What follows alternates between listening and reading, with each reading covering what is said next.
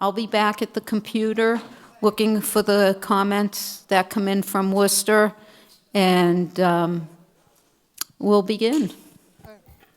Hopefully everybody enjoyed their lunch, and there's still plenty out there, so feel free to go back, help yourself to some seconds, thirds, what have you.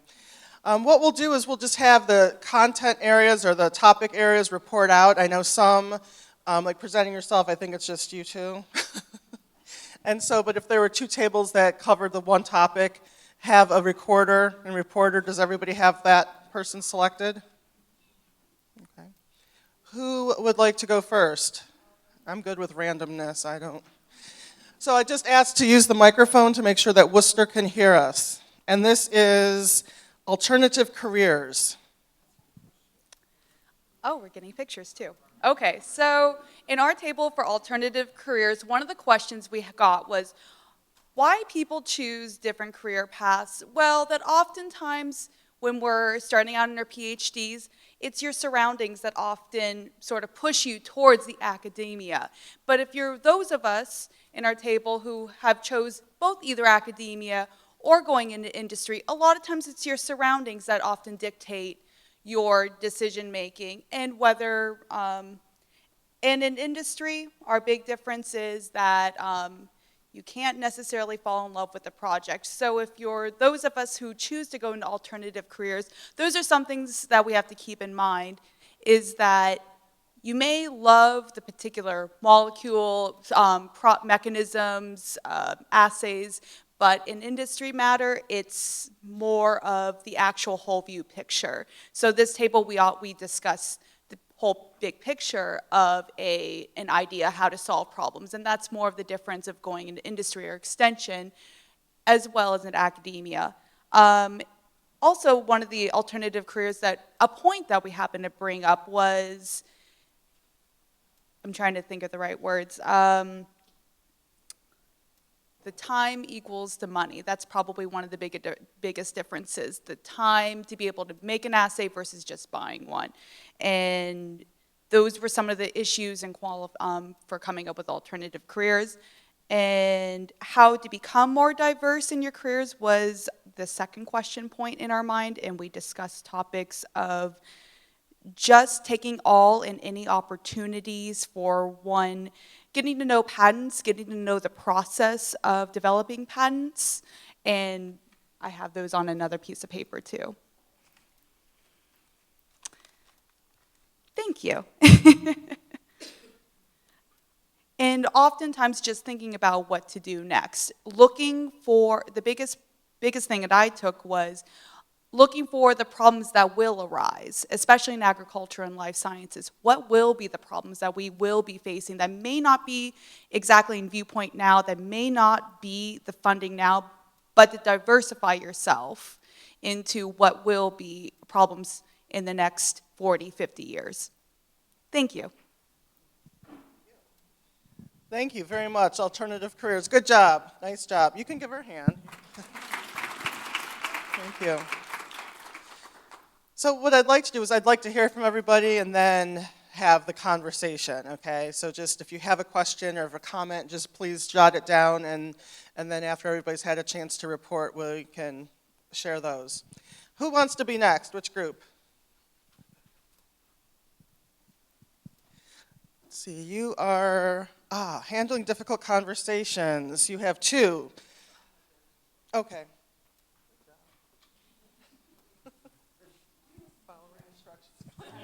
But we're trying to avoid that difficult conversation already. So our two tables 9 and 10, we had the topic of handle difficult conversations. And one of the things that we did acknowledge was to acknowledge the other person's viewpoints, to be open-minded, to be mindful. Show appreciation on their angle. Meanwhile, explain your angle as well, your viewpoint, and come to an agreement. Acknowledge your common goal and gently remind them, if the situation pertains, gently remind them of the repercussions. For example, you may not realize this, but this is what happens when you do X, Y, and Z, but in a very calm fashion, of course. Acknowledge that you may not obtain 100% support at all times. That is something that I think when we walk into a conversation, we have it in our minds. It's more one-sided that this is going to be the outcome. And I think we felt that coming to just an acknowledgement to that would be helpful. Explain backgrounds of ideas in a calm fashion, in a very educated way. But one thing is, to be able to have trust and transparency is key. So you can't win them over without any trust or communications going both ways. And the willingness to have a difficult conversation. It's that willingness that we felt was really, really big. And table 10 says, the power dynamics dictate type of conversation. Supervisor versus subordinate. People have different levels of strengths and comfort in recognizing these emotions of others and how they are received. Don't take it personally. I think this is pretty true. And disarming people who are crying, not lowering standards. Research to increase comfort level with a difficult topic, separate the person and the issue, don't take it personally again. I think that's a key thing, right? Don't take it personally. Weighing the value of criticism and encouragement, acknowledge the good and work people are putting in addition to these areas that need to work. Compliment sandwich, is that right? Compliment sandwich? Compliment sandwich.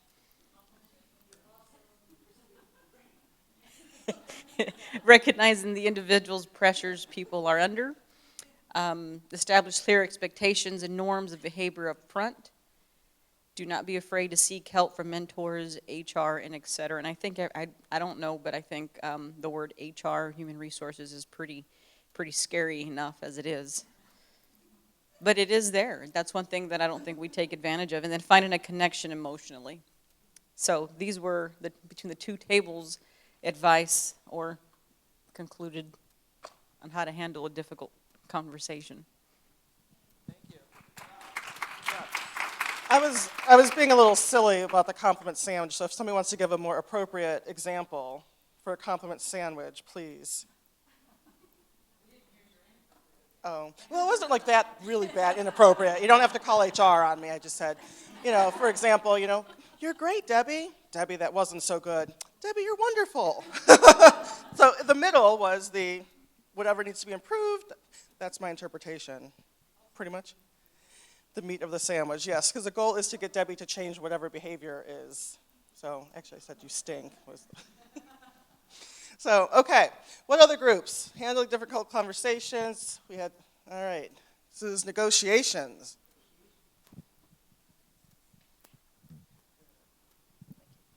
All right, so the two questions we were asked to talk about: how do you prepare to negotiate items of importance, for example, salary, startup funds? And two, what helped make your negotiations successful? So then we just sort of went off on a great conversation, which I'll just share the high points on. So we started with a sort of a downer that this idea that women tend to accept what is offered in terms of salary and startup, which then segued into, well, how do you gauge your own worth, and how do you gather data, and where do you find databases of salary information because they're there, and then how do you use that in your negotiation? It can feel like you're a car salesman, so it can feel a little icky. We went off on a riff on cars, but we won't go there. You're a Cadillac. Just keep that in mind, or a Lexus or something. I don't know. The comment about we've been socialized as nurturers of others, and so sometimes it is a challenge. So one way to think about you're negotiating not just on behalf of yourself, you're negotiating on behalf of your family. If you have one, you're negotiating on the fact for all women, if you will. You're standing up for what you're worth. So maybe that can help. We need both increased hiring of women and a support structure for those new hires. We talked about the role of persistence and of changing the conversation. Having a solutions-based negotiation, so you're essentially walking in saying, here are the solutions I can bring to your problems. Take time to reflect, so don't initially accept the first offer. Don't be the one who makes the first, who puts the first number on the table. Recognize that, bring in other elements to the negotiation, so look at benefits, including childcare, relocation funds, healthcare benefits. It's not just about base salary. Ask for a signing bonus. Sometimes they can magically appear. Be flexible. Suggest 2 or more counter offers. And if you don't ask, the answer is already no. Challenge cultural assumptions, both external and the ones that are internal, and try to reveal your own unexamined biases and help others to do the same so that you can stop bias, I have to rotate this, from controlling the decision-making process. And then finally, remind your negotiator and yourself that women bring a different perspective to the workplace, that we can think outside the box, we represent the larger culture. These aspects can lead to more creative solutions and are therefore worth the additional resources.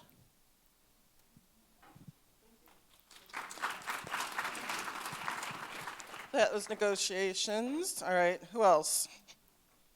Okay, when I saw them first, I'll walk this way. Who is this over here? Oh, extramural grant funding. Great. We're like the target for everybody, right? Okay, so the first question we were posed with was, what are the key parts of a grant for it to garner excitement, which I love that word, excitement, during the review process, because you don't just want them to nod their heads patiently, right? You want them to be excited as you are. So the first thing we discussed was making sure that the problem you're looking to solve has relevance, that it's connected with what's really going on, that it's about what's going on now and what's coming. We talked about interweaving innovation and impact. So not only looking to use the same tools that are out there, but to pull in new tools. And I know a lot of folks here that are working on their PhDs are well aware that if you don't tie in something new, you've already passed, the pack's already in front of you. It's a tough crowd that way, I think. Connecting to the mission and vision of whoever it is that you're garnering money from. You want to make sure you're solving their problems, their issues with the work and the things that you're excited about. We talked again about staying ahead of the curve, and this is challenging. I can remember from graduate school how much I had to read to know where I stood in my interest level if somebody had already solved what I was curious about and where they were at. I had many ream boxes, which I ended up sitting on, by the way, because the office was awful small, just saying. It was a good place to start, but it was a small office. And keeping in mind the opportunities for your skill set, a vision for where the funding authority is looking toward in their future as well. So keeping in mind what you're good at, what they're good at, and not just using new technology to throw it in the mix, but actually integrating it so you know what you're going to do with the data, knowing what you're going to do with the answer. The other chunk in there we wanted to throw in was crowdfunding for actual research and projects. I think this is really exciting. One of the things that we threw in was just the feeling of how deep public engagement can actually be, that physical, personal investment on the project, the idea, the issue, that can be pretty powerful, that it's an interesting funding source. It also has its shortcomings, not having vetted the data that's coming out of it. Maybe your idea might be offsides from where the mainstream is heading. Sometimes that's great, sometimes that's problematic. It might be not by peer reviewed as well, so that can create a little bit of issues there as well. But really sort of an interesting avenue to be curious about into the future. Our second question was, does the competitiveness, low funding success rate, et cetera, of extramural grants lead you to consider alternative careers? So the answer was yes and no from almost all of us at the table. For me personally, it was yes. At one point in my career, I made a decision that the stability was more important than some of the things I was excited about doing research on. But that doesn't change a lot of where you can go with this. I think a lot of folks are willing to take the roller coaster ride. So the main concern was being tied to this grant success in your tenure track. Whether grants are available or not, you still want to progress. You'd rather you have that success in your hands versus the funder's hands. Looking beyond federal sources of finding alternatives, say private foundations, there's a lot of alternatives out there. They also took the same economic impact everyone did, but they're also looking at some pretty amazing resources that they have on hand. It can be a significant deterrent. People are looking for stability, but really talking with other faculty out there, looking for opportunities, making sure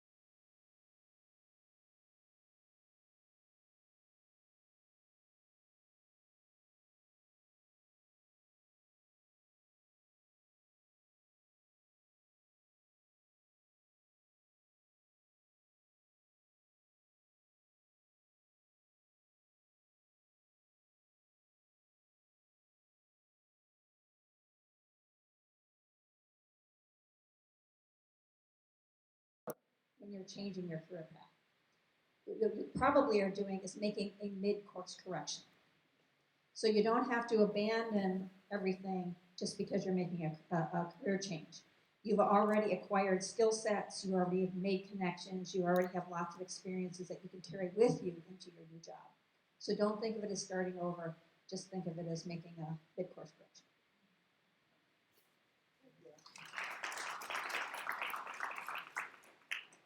It's inevitable, I'm coming, I know. All right, I saw a willing hand, so, okay, get ready. Achieving work-life balance. Now, did you guys talk to each other? Okay. All right, so some of the things that we had for our first question, which is what strategies have you used to achieve work-life balance? Is to live in the moment, let go of the plan, or be flexible or adaptable. Good is good enough. Merging life and work, trying to not have two separate entities. They can coexist. So for example, Christy works in 4-H and her daughter does 4-H, or you travel with your children. So those are ways you can incorporate those two things. Trying not to take the hard part of work home with you, making sure that you do have me time. Trying to recognize that you're probably not going to complete your to-do list 100%. Prioritizing that to-do list and only putting things on there that are real or necessary and not adding things that don't need to be on there. An expression came out, it's when you do complete something, it's better than good, it's done. So that's some words to live by. Accept who I am, not who I feel like I should be. So, or the same thing is accept where we are. Surround yourself with people who are supportive. Allow yourself to be content and have self-preservation. Not letting workplace bullies shape your goals. So if you work with a workaholic, it doesn't mean that you have to be a workaholic, and so you can have separate goals. Knowing where your resources are. So for example, for HR, knowing where mothers or maternity or parental information and options are. And then the second question is, how do you measure balance? And at least our table, we struggled a bit with this one because we don't even like the word balance to begin with, and we don't know that that's necessarily the right word. So we thought there's not a really good way to describe it other than, feeling satisfied or content, not having the icky feeling that you're doing something wrong in either realm. And something was discussed about, having successful or good kids is somewhat a measure of success or balancing all of that out. Do you have anything else to add? All right. Great, thank you. Very good. And last but not least here, collegiality and work environment. We had two questions. One was how much time is needed for building relationships with coworkers, and the second was what would enhance the work environment in your unit. The first question we felt like we couldn't really answer in terms of a number of hours. It might be a little bit, it might be a lot of time. So we decided effort's more important than time for the first question, and that was our answer for number one. Number two, we spent more time talking about, and in terms of enhancing the work environment in our units, one thing we talked a lot about was communication, and communication at a variety of levels. In terms of peer-to-peers, it may be communication that's the responsibility of someone that's in an administrative leadership role in a unit, and a combination of those two. But also the kind of communication, using technology when it's appropriate, but also making sure there's the right kind of face-to-face, one-on-one or in group activities in terms of face-to-face as well. That too often in today's environment that we're abusing email and using it excessively when it may be more appropriate to have some individual interactions. Another thing we talked about was more connecting or socializing, time to talk about, maybe about work, maybe not about work. And so it might be about advancing the profession, it might be about knowing who we are as individuals. And that too can come from folks that are in leadership roles in our units, but it also can come from peers. So we had one example of a unit where some peers stepped up. They've been talking about having a happy hour for a long time, and somebody just stepped up and said, okay, here's when we're going to do it. Anybody that wants to come, here's the time and place that we'll be. So some kind of socializing, what that may mean. It could mean breakfast, it could mean lunch, it could mean time around the coffee or break room and that sort of thing, but an important time to do that. And then the last thing related to the work environment that we talked some about was physical space that promotes connecting with colleagues. Everybody at the table here works in buildings that are, some that are very old, some that are very new, and some of the new buildings have better space that are conducive to and promoting that kind of socializing and connecting with colleagues than others. And so thinking about how we can create those spaces and those opportunities for informal interaction. Thank you. Thank you very much. For our colleagues at Worcester, they were doing the same thing, and bless their hearts, somebody typed they typed up their topic areas, so I'm going to share those with you, and then we can have some additional conversation. Is that the beginning? Okay. Presenting yourself. And I think I need glasses, but how do you prepare for a major presentation in front? Okay. Research and prepare, reflecting on your, and role playing. Don't focus so much that you cannot change. Oh, hold on.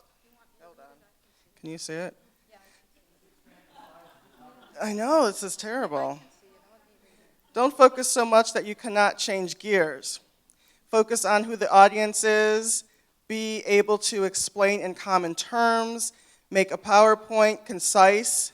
What characteristics do you look for in someone interviewing for a job?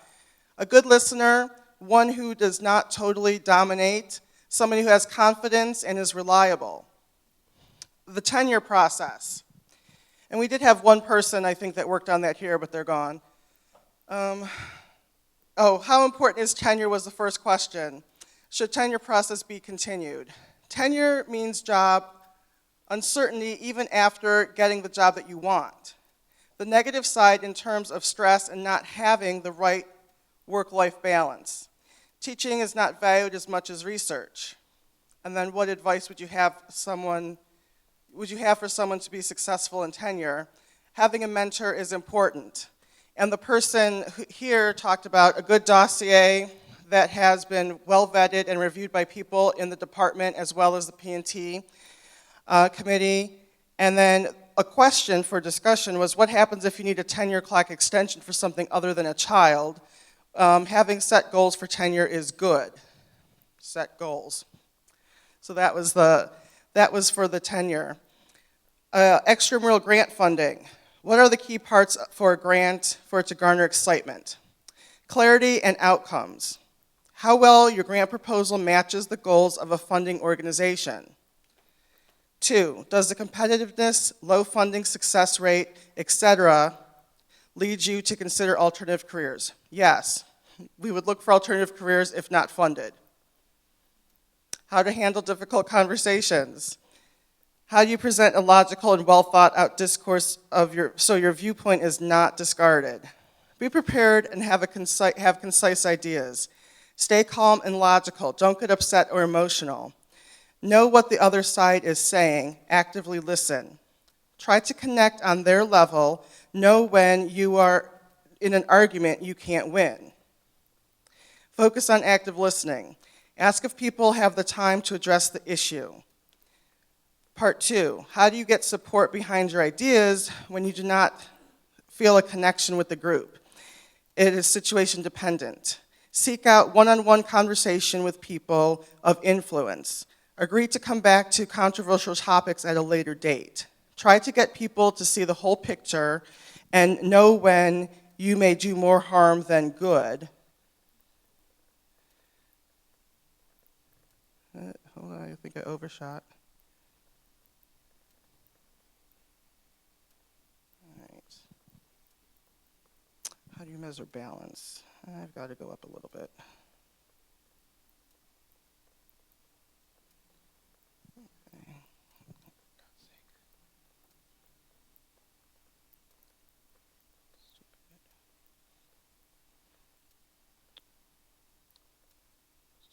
Huh. All right, I seem to have lost that one.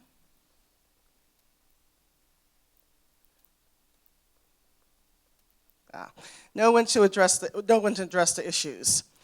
Changing career paths. How do you identify what steps you must take to successfully change careers? Identify what types of careers you have an interest in. Use career assessment tools and networking. Identify the required skill sets.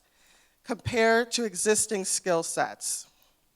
Identify gaps in your skill set and identify educational gaps and then fill the gaps. Determine if you are willing to relocate. Part 2, what has brought you to the point of considering a career change? Your application of research. No advancement opportunities in the current career location. Realization that current career path is not satisfying. Health issue and seeking a more challenging career. Collegiality and work environment. This one is about how much time is needed for building relationships with coworkers, etc. It says, more time than we have. Sorry. I know, like, more time than we have. Constraints to building relationships, constraints with dual campuses, increasing workloads in demand, limited budgets, making the sum greater than the whole of the parts, Aristotle. Symbiotic relationship, reciprocity, and culture transformation leaders.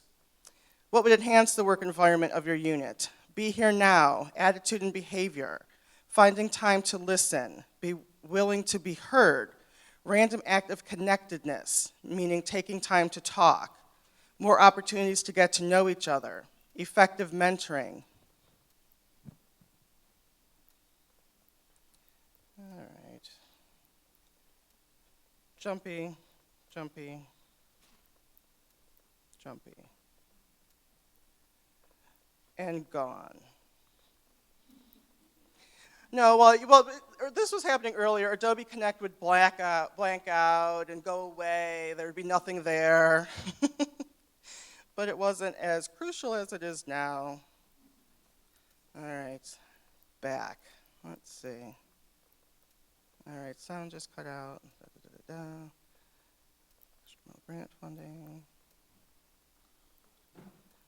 Oh. Changing career paths, collegiality. All right. So what would enhance the work environment? Be here now, attitude behavior, finding time to listen, random active connectedness, taking time to talk, more opportunities to get to know each other, effective mentoring, mechanisms for optimizing time, and communication and trust. Achieving a work-life balance.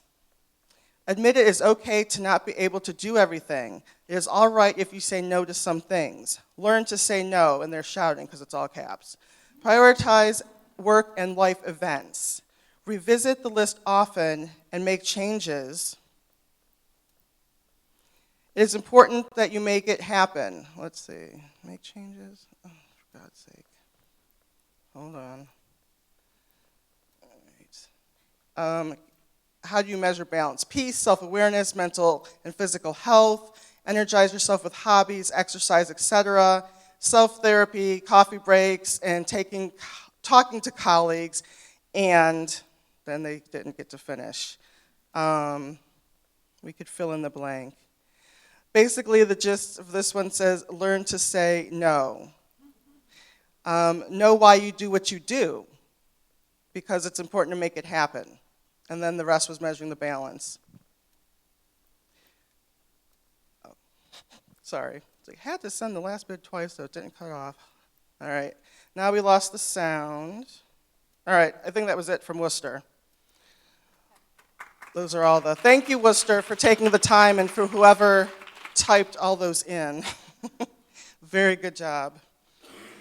So just briefly then, thinking about all these different topics, and you heard different suggestions and different thoughts about them. Does anybody have anything to add? You know, whether it's handling difficult conversations, negotiations, preparing for your job interview as far as presenting yourself, work-life balance, collegiality. Anybody have any additional thoughts or words of wisdom based on your experience?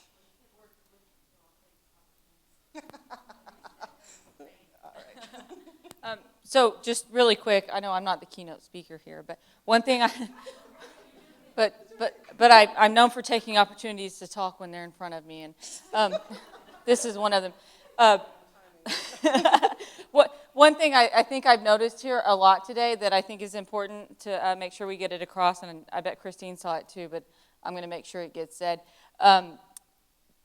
There's not one way to do everything, and that we all have our unique stories, and we all do what it takes to make it work for us. And that if somebody says, well, this is how I did it, that's not necessarily the way that we have to do it. Especially those of us that did a little bit. We got some of those stories over here on the alternative careers. Those of us that didn't follow the straight path. I know Linda talked about it also earlier, and it's kind of the theme for today, that the important thing here is that you take your opportunities and you do what's right for you, and that you make sure you're just still moving forward. And that's it. That was very good. I think it was wise. They seem to agree. Other thoughts, comments? So I do think what you said is important about that. Everybody is different, but that's why we took the time to share, because everybody has different ways of doing things and different strategies. This way, we all have more tools for our toolbox. Other comments, thoughts on any of the difficult conversations? Because then I'll talk. Actually, as I was listening to folks talking about, part of the difficult conversations, and I think somebody in Worcester had something that talked about the whole emotion thing. And since we're talking about the gender initiative, I think that the whole concept of emotion and being emotional or being labeled emotional is relevant. And so from the perspective of, yes, we all want to stay calm. Well, we're human beings. I mean, I'm a human, and given some days, we could do our best. So what happens, do we cut ourselves slack? If somebody comes in your office and they're crying, what do? What is their response? And I don't know what's going on, but you talked about it a lot, with somebody crying, a student crying. Well, what's the crying about? Is it frustration, embarrassment, what have you? Because I guarantee you, nobody likes to cry in front of, their superior or whatever. But that concept about women are emotional, because a woman cries does not mean, and I said a woman because I did have a man cry once, but that was a whole other story. I did say that specifically because that's what you hear about being labeled. It doesn't mean that they're not strong or that they're not, and I swear to God, it's a physiological thing that sometimes you just can't control. So be cognizant of that. So if somebody comes in your office and they're upset, male or female, and if somebody's ears, if they tear up, what are you going to do? It's uncomfortable. So part of that is having a plan. What do you do? What? Right. Very good. Yeah, have a box of tissues. Particularly those of you who work with students and graduate students, because I did cry in my advisor's office a lot. But that was out of anger. And of course, he didn't have tissue, so that was a bad situation. But no, so we're laughing about it. But seriously, these are kinds of real things, and especially as you get into management and administration, you might experience more and more of these things where you have to have some of those difficult conversations that people are really uncomfortable with or are very upset with. Very real things. Yeah, have a tissue. Give the person a time to compose him or herself. Well, I was going to say, and validate their emotions. I mean, be human, and react with empathy. I mean, I think that's a strength. That's not a weakness. Emotions are a strength. I think own them and embrace them. I did a First Mondays, and we did the Myers-Briggs. It was really interesting because as we went through extrovert, introvert, if you're familiar with this, there wasn't a gender difference specific between introvert, extrovert, until you got to the feelings. And there is a marked gender, the women leading with the emotions. That's a strength. That's not something that I think we should reject. And so when we find ourselves in those situations, I mean, you react as a human, you're empathetic, you validate, in my opinion. I think it's being familiar with yourself and what comfort level do you have. Yes, I like what you said. Be empathetic. Be human. Reflect that emotion. Allow that silence. But we have to deal with our own sense of being uncomfortable. I did have a man cry in my office once. This is when I was doing HR work. And I was like, oh my God, what do I do? Here's this guy crying in my office. I'm like, where's the tissue? Because I think we're conditioned to not think about that. And so even myself, I've had that, and it's like, okay, but you know what I did? I listened to the person, and, it's like, I'm sorry you're experiencing this, going through this. I know that this is frustrating, etc. And it was okay. So part of it is sometimes take your worst case scenario and then make a plan for that. So yes, I think being aware of that emotion is important. Women can also get angry.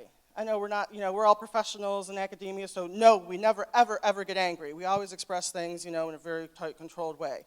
Well, the reality is that some days we might, go over here a little bit. So what do? How do you work to kind of maintain that sense of, we have to maintain a level of professionalism? What are some strategies? What are some things that, you've done?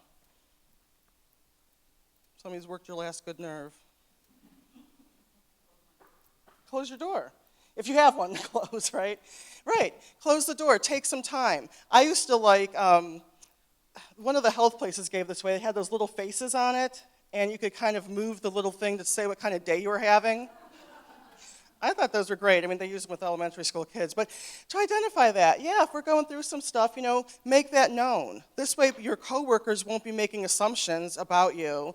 Say, hey, I'm having a really bad day, and I would prefer to not be disturbed, so I'm going to go in my office, I'm going to shut my door. Or if I don't have a door, I'm not going to be as chatty because I just need some time. So part of it is, or, I'm really angry right now, Jeff, so can we take a break and can we pick this up later? We don't know what's going on at home or whatever. I might need some time, okay? So there are tools, there are things that you can do. Take that time, get away. And I think that was one of the other suggestions that somebody mentioned too, is, be able to identify, let's resume this later. I'll set up a time. Yeah. Oh, yeah.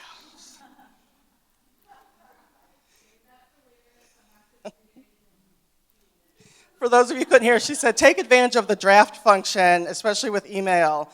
You can write it. Don't hit send. Just let it go. Put it away. Yeah, don't put the person's address because accidents happen, and then you're trying to get it back. So no, but yeah, do that. Those are healthy things because you know what? We're humans and we're working in this situation and we're all together and we're not all going to have good days. We're not all going to, and so working with that human element, express those feelings, and I like that. Sleep on it. That's one of the other things too. It's like somebody did something happened. We know things go wrong. It might look different in the morning. We hope it looks different in the morning. And even if it doesn't, you'll be in a different place in the morning. Okay. Anything else about the mentoring? That's one of the things that I heard talked about a lot too. So how do we go about getting mentors?